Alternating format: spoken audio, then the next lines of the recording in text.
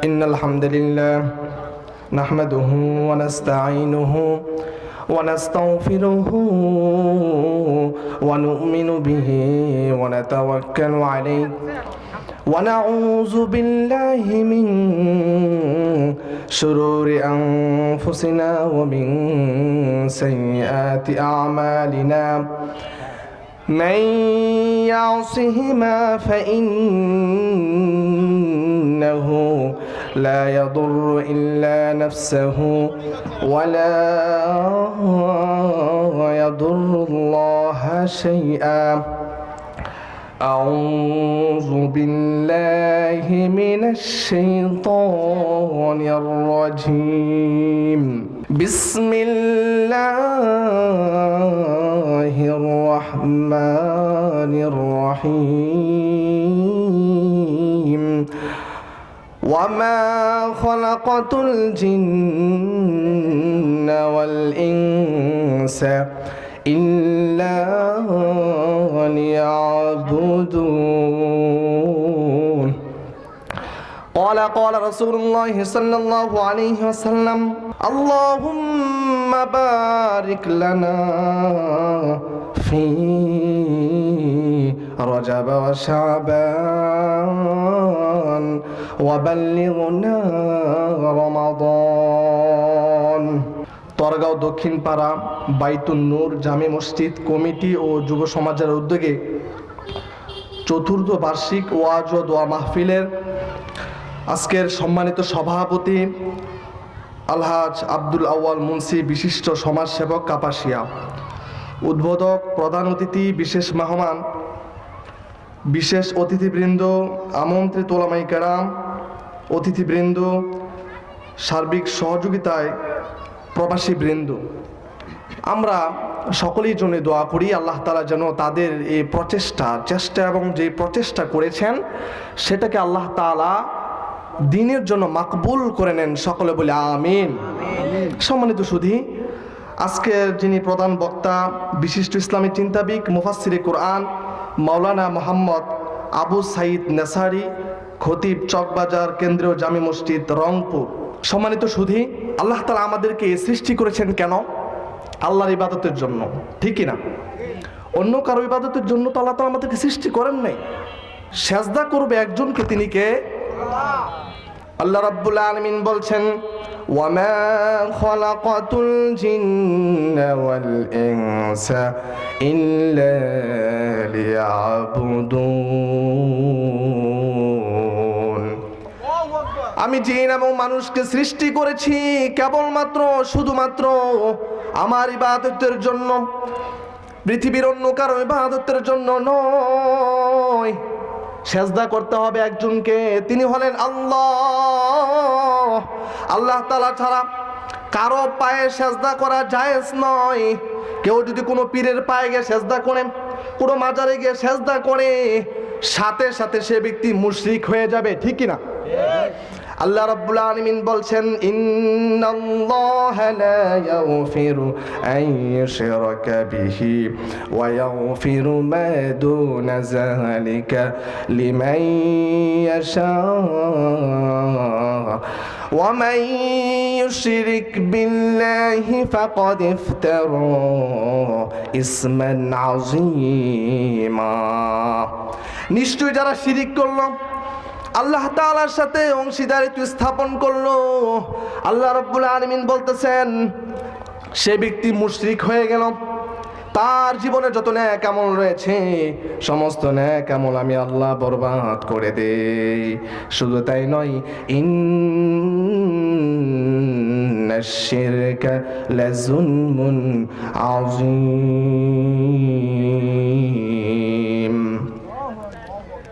সে কঠিন মহাপাপে আবদ্ধ হলো, সে তার উপর জুলুম করলো। এই জন্য আল্লাহ তাআলার সাথে অংশীদারিত্ব স্থাপন করা যাবে কোনোভাবেই আমাদের অজান্তেও যাতে করে কোনো শিরিক না হয়ে যায়, খুব খেয়ালে থাকতে হবে। ঈমানটাকে মজবুত রাখতে হবে। যদি ঈমান চলে যায় তাহলে জাহান্নাম অনিবার্য, ঠিক কিনা বলেন? ঈমানের পথে অবিচল থেকে আমার মরণ যেন হয়। ইমানের পথে অবিচল থেকে আমার মরণ যেন হয়। সকলে বলে আমিন। সম্মানিত সুধী, আজকে দু চারটি কথা বলবো, সময় একদম কম, দাওয়াতি মেহমান আসছে, আমরা দু চারটি কথা শুনবো আমলে নিয়তে ইনশাল্লাহ। শুনবেন তো ইনশাল্লাহ? সম্মানিত হাজরিন, এটা কি মাস চলতেছে? শাবান মাস, ঠিক কিনা? রমজান অতি নিকটে। আল্লাহ নবী সাল্লাল্লাহু আলাইহি ওয়াসাল্লাম রজব এবং শাবান মাসে আল্লাহ নবী যে দোয়াটা পড়তেন, আল্লাহুম্মা বারিক লানা ফি রজব ওয়া শাবান ওয়া বাল্লিগনা রমাদান। মাওলাই কারীম, রজব এবং শাবান মাসে আমাদেরকে পূর্ণ বরকত দান করুন, ওয়া বাল্লিগনা রমাদান, এবং আমাদের হায়াতকে রমজান পর্যন্ত পৌঁছায় দেন। সুবহানাল্লাহ। সম্মানিত হাজরিন, আল্লাহ নবী করিম সাল্লাল্লাহু আলাইহি ওয়াসাল্লাম বলেন, ইজা কানা লাইলাতুন নিসফি মিন শাবান ফাকুমু লাইলাহা ওয়া সুমু নাহারাহা। শাবান মাসে 14 তারিখ দিবাগত রাত তোমরা এই রাতে সজাগ থাকো এবং পরের দিন তোমরা রোজা রাখো। সুবহানাল্লাহ। আল্লাহ নবীজি বলেন, এই রাত্রে আল্লাহ পাক রব্বুল আলামিন প্রথম আসমানে চলে আসেন। প্রথম আসমানে চলে আসে, এই কথার ব্যাখ্যা হলো আল্লাহ পাক রব্বুল আলামিন সব জায়গায় বিদ্যমান, আমরা জানি, সব কিছু দেখেন, সব কিছু পারেন। সমুদ্রের তলদেশে একটা পিপিলিকা হাঁটতেছে, সেই পিপিলিকার ক্ষুদ্র পা আল্লাহ পাক রব্বুল আলামিন স্পষ্ট দেখতে পান। সুবহানাল্লাহ। ওয়াল্লাহু আলিমুম বিযাতিস সুদূর। আল্লাহ তাআলা মানুষের মনের খবর জানেন, মানুষের মনের মধ্যে কি রয়েছে। একটা মানুষ উপর দিয়ে দেখা যায়, বেশি লোকটা বেশি সুবিধা না, ভালো না, কিন্তু সত্যিকারের অর্থে আল্লাহ তাআলার কাছে তওবা করে লোকটা ভালো হয়ে গিয়েছে, লোকটার মনটা অনেক পবিত্র, ঠিক কিনা? এটা কিন্তু আল্লাহ তাআলা জানেন। আল্লাহ পাক রব্বুল আলামিন দেখেন। আল্লাহ নবীজি বললেন, সবে বরাতের রাত্রে আল্লাহ পাক রব্বুল আলামিন প্রথম আসমানে চলে আসেন। প্রথম আসমানে এসে বান্দাদেরকে ডাকেন, ও বান্দারা, কে কোন অভাবে আছো আমার কাছে চাও, আমি আল্লাহ দিয়ে দিব। তোমার কি কি প্রয়োজন আমার কাছে চাও, আমি দিয়ে দিব। সুবহানাল্লাহ। এই জন্য চাইতে হবে কার কাছে? কোন পীরের কাছে। সন্তান চাইবো কার কাছে? সন্তান মেয়ে হবে না ছেলে হবে, জানেন কে? ইয়াহাবুনি মাইয়াশা ও ইনাসা ওয়া ইয়াহাবুনি মাইয়াশা উযকুর আও ইউযাওয়িজুহুম যুকরানা ওয়া ইনাসা ওয়া ইয়াজআলু মাইয়াশা আকিমা ইন্নাহু আলিমুন কাদির। সুবহানাল্লাহ। আল্লাহ পাক রব্বুল আলামিন যাকে ইচ্ছে তাকে ছেলে সন্তান দান করেন, যাকে ইচ্ছে তাকে মেয়ে সন্তান দান করেন, আর যাকে ইচ্ছে উভয়টাই দান করেন। আল্লাহ পাক রব্বুল আলামিন যাকে ইচ্ছা বান্দা বানান। আতখোরা যেটাকে বলে, কোনো সন্তান হয় না, এমন আছে না? নাই। সব কিছু কার কৃপায় হয়? সন্তান দেওয়ার মালিককে। কোনো পীরের কাছে যাওয়া যাবে না, কোনো পীরের কাছে গিয়ে সন্তান চাওয়া যাবে না। সম্মানিত হাজরিন, বলতেছিলাম সবে বরাত রাত এতটাই গুরুত্বপূর্ণ।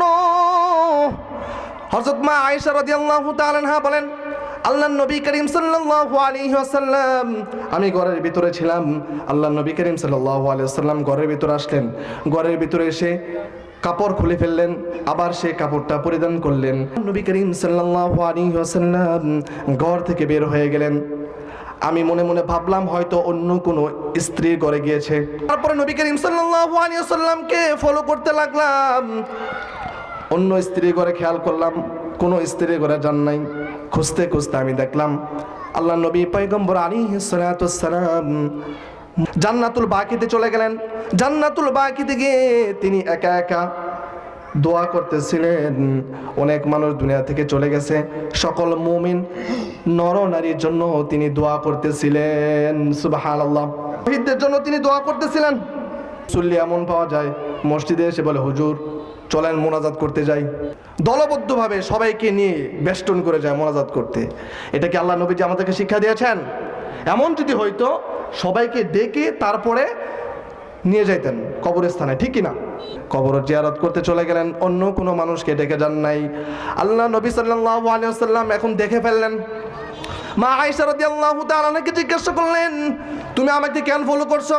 তুমি কি এমনটাই মনে করেছ আল্লাহ এবং তার রাসূল তোমার উপরে অবিচার করবে? তুমি কি এটা মনে করেছ তোমার পাওনা রাত্রে আল্লাহর নবী অন্য কোনো বিবির ঘরে যাবে? তুমি কি এটা মনে করছো নাকি? মা আয়েশা রাদিয়াল্লাহু তাআলা আনহা উদ্দিমতি ছিলেন। তিনি বললেন, ও আল্লাহর নবী, যে আমি এটাই মনে করেছি। সুবহানাল্লাহ। আর আমাদের দেশে মহিলা হলে বলতো যে কি বলেন স্বামী, চিন্তায় আসে না, কি বলেন, আমি কি এটা ভাবতে পারি, ঠিক কিনা? মা আয়েশা রাদিয়াল্লাহু তাআলা আনহা স্বামীর সাথে সত্য কথাটা বলে দিলেন। এটা দ্বারা তাম পৃথিবীর যত মহিলা রয়েছে, স্ত্রী রয়েছে, সবাইকে শিক্ষা দিলেন স্বামীর সাথে মিথ্যা কথা বলা যাবে না। এই রাতে আরেকটা আমল হলো, আল্লাহ নবী করিম সাল্লাল্লাহু আলাইহি ওয়াসাল্লাম বলেন, বনু কালব নামের একটি গোত্র ছিল তৎকালীন যুগে। এই যুগের মানুষ বেশির হারে বকরি চড়াতেন। কি করতেন? বকরি চড়াতেন।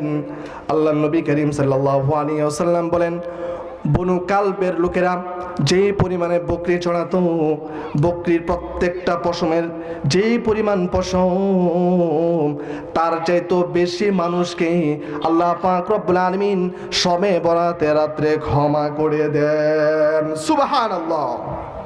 এই জন্য ক্ষমা চাইবো কার কাছে? শুধু শবে বরাতে রাতে সারা রাত নফল নামাজ পড়লে হবে না, কারণ 5 ওয়াক্ত নামাজ আল্লাহ তাআলা আমাদের উপর ফরজ করেছেন, ঠিক কিনা বলেন? 5 ওয়াক্ত নামাজ যদি আপনার ঠিক না থাকে, শবে বরাত ইবাদত করে কি লাভ হবে বলেন? শবে বরাতে ইবাদত করে কি লাভ হবে?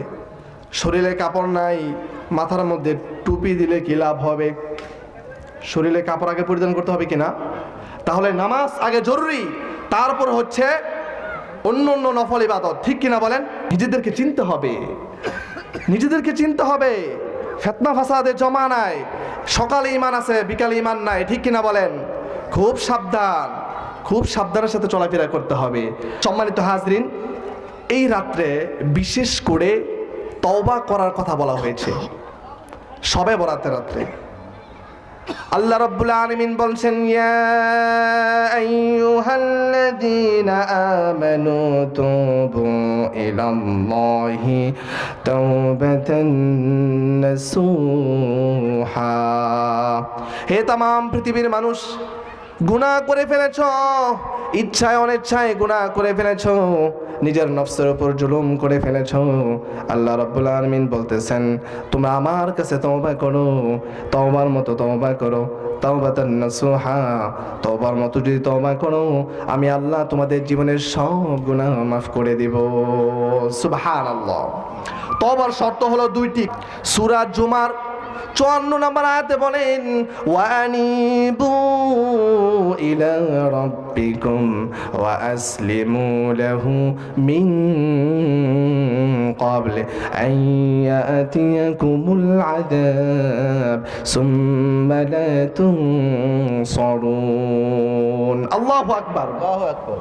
ওয়ানিবু ইলা রাব্বিকুম, আল্লাহ তাআলা বলতেছেন আল্লাহ তাআলার দিকে তোমরা অভিমুখী হও, ফিরে আসো। ফিরে যাইতে হবে কার কাছে? মিনহা খালাকনাকুম ওয়া ফিহা নুঈদুকুম ওয়া মিনহা নুখরিজুকুম তারাতান উখরা। আল্লাহ রাব্বুল আলামিন বলছেন, আমি তোমাদেরকে মাটি থেকে সৃষ্টি করেছি এবং পুনরায় সে মাটিতে নিয়ে আসব।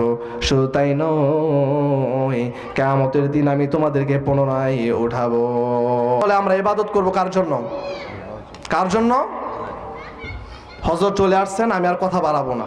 ছোট মানুষ, সবাই আমার জন্য দোয়া করবেন, আল্লাহ তাআলা যেন আমাকে দিনের জন্য কবুল করেন। সকলে বলে আমিন। আল্লাহ, আমাদের হায়াতকে তুমি রমজান পর্যন্ত বৃদ্ধি করে দাও, সকলে বলে আমিন। মাওলাই করিম, হায় আল্লাহ আমাদের সকলকে ঈমানের সাথে অবিচল থাকার তৌফিক দান করুন, সকলে বলে আমিন। মাওলাই করিম, আমাদের সকলকে ফিতনা ফাসাদের জমানায় সমস্ত ফিতনা থেকে হেফাজত ফরমান, সকলে বলে আমিন। ওয়া আখির দাওয়ানা আনিল